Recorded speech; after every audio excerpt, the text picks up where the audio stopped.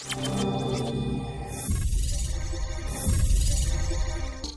this is Adam with the Productivity Academy. This is episode 59. Today's the 15th of November, 2018. And we got some really good questions today. So one of them was from one of the subscribers last week, I believe. Let's see if I have this up front. So after getting off schedule, like with traveling or just loss of continuity and routines, stuff comes up. How long does it, or how do you get back into the groove without it becoming overwhelming, and how long does it generally take you? So that's a really good question covering a lot of areas. And then the second question for today is, how will time management help you be successful? So both really good questions. We're going to get into those in just a second. Real quick, if you're watching live, that's awesome. Glad to have you in the group. And if you have a question, you can ask it. I'll be checking those out here on the side. And if we have time permitting, I'll get to those. If you're not watching live, you're watching the replay, that's awesome. You're probably watching it on YouTube. You can catch it live if you want by checking out the description below. Follow the link to the Facebook group, and you can join for free. You just got to answer some questions about, what's your interest in productivity. If you need any extra help or information, just want to make sure that we get people in there who obviously like ourselves, who want to better their productivity, who are into processes and apps that help them do that, all that good sort of stuff.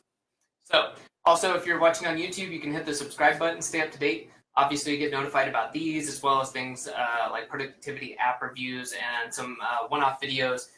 Things going through processes, automations, all that sort of stuff. So let's get into it. The very first question today was, again, it was about after getting very off your schedule or kind of loss of continuity, maybe something came up, you had just some last minute travel or your vacation. How do you get back into the groove without it becoming overwhelming? And how long does it usually take you?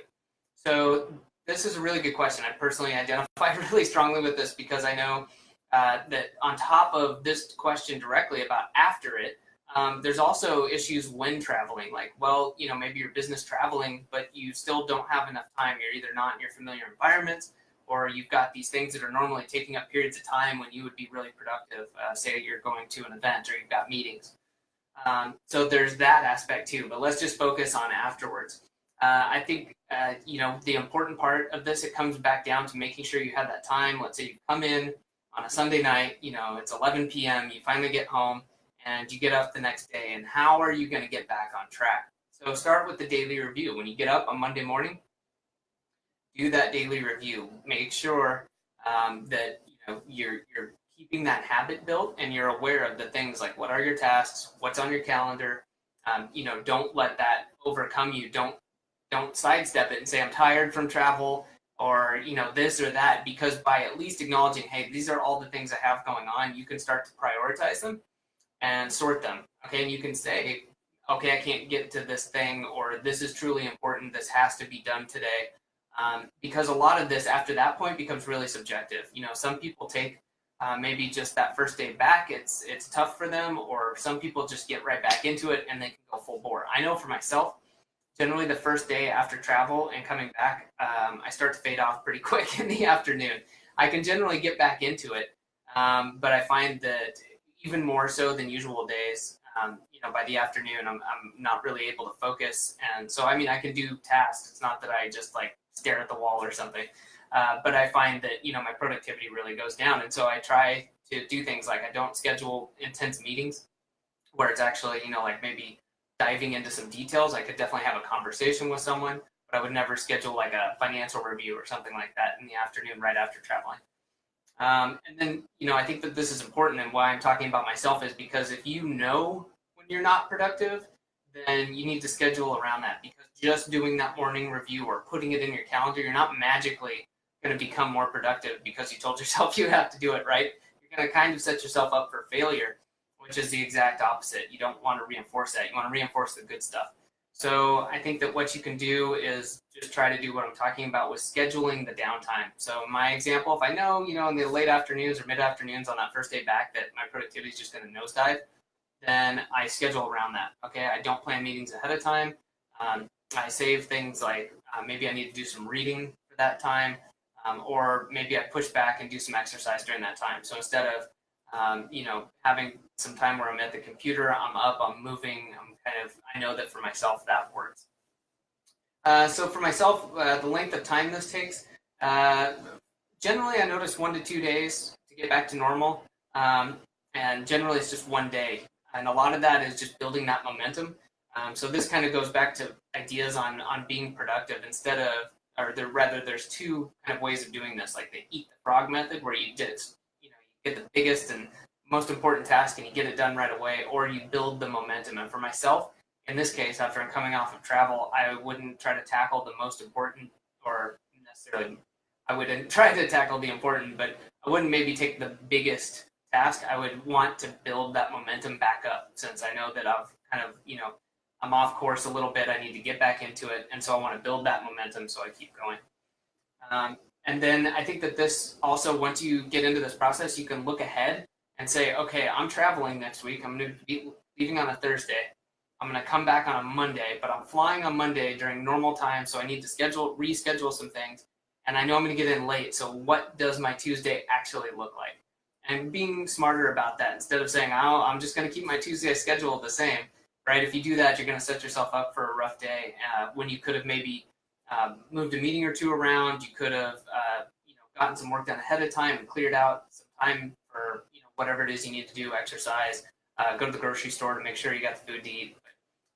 Those are the main ideas. So getting on top of it and then getting in front of it are some great ways to get back into your groove without it becoming overwhelming. Really good question. Okay, so the second question for today is, how will time management help you be successful? Okay, I think that this is a great question, and it's something I think maybe they touch on in schools. I was trying to think about that earlier. If that was, I know obviously it's deadlines and schedules and that sort of a thing, but I think that in my education, they didn't touch on what I think to be one of the most important areas that I think you learn as an adult, and maybe as a kid now. I just don't recall this, but it's one of the single most important things I like about time management. How it can help you be successful is by making you trustworthy and dependable. And I don't think that, or rather, I think that a lot of people underestimate this.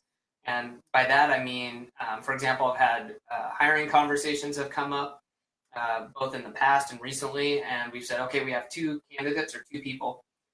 Person A over here has done an extremely good job, but they missed a few deadlines, and they just kind of like no-showed one time. And then we've got this person who's shown, person B, who's done a good job, no major issues, but they've showed up. They've they may not be the next expert in the field, but they show up. They're on time. They complete their tasks on time, and they've been very communicative.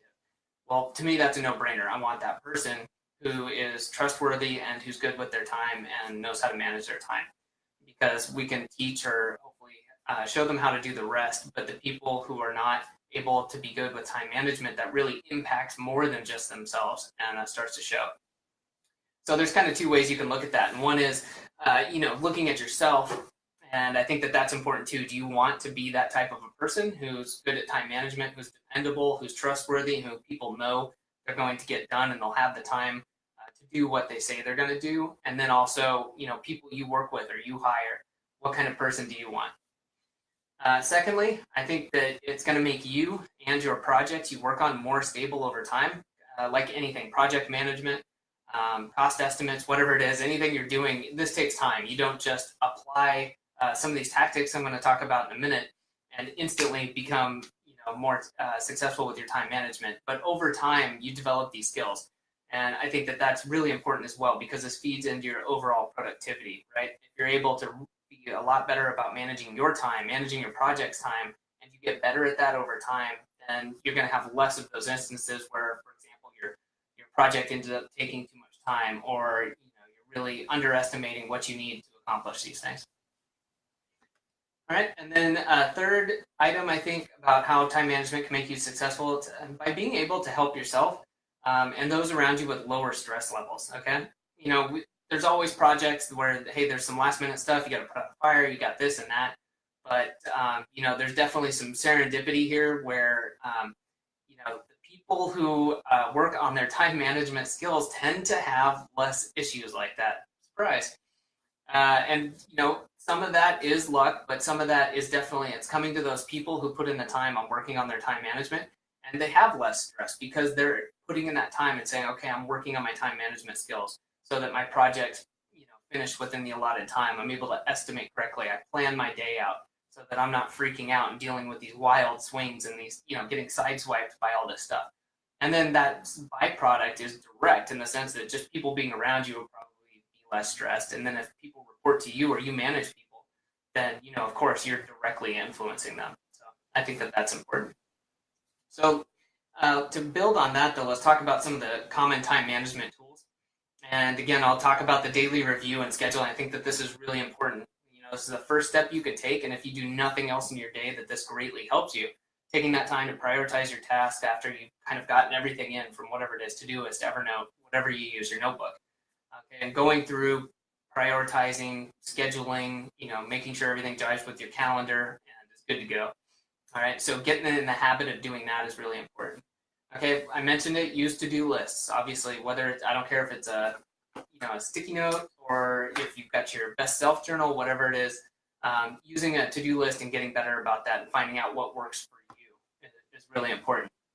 Also using the calendar, very important if you're involved with any sort of interactions with other people. That's probably important to use your calendar. I think that this is great for time blocking as well, and this helps you get better about estimating how long it's going to take you to do something. So an example from myself is on Thursdays I need to edit articles, and before I just had a time block for working on a specific business. However, now I need to edit articles from 2 companies, and so I need to start re-looking at how I schedule that out because it's in my calendar, but it's not yet broken out. And so what I want to do is use that and say, okay, I've done it for 2 weeks now. I understand that this is going to take 45 minutes to an hour. So I don't actually have a 2.5 hour time block. I have 45 minutes of editing, and then I've got the remainder of the time for whatever else it is that I need to be working on. Some other tools you can use specifically for this, besides your calendar, is Focuster. And if you haven't checked that out, there'll be a link available for that. It's a really cool service. It's a task management app that integrates both ways, I guess, is how I would say it, with your calendar. So like with Google Calendar, it'll tie into your calendar. You'll go in and type in a task, and it'll find the next available time for you to do it, which is pretty cool. All right, also, just avoiding distractions, okay? This is a pretty easy to implement, but basic but very effective time management tool.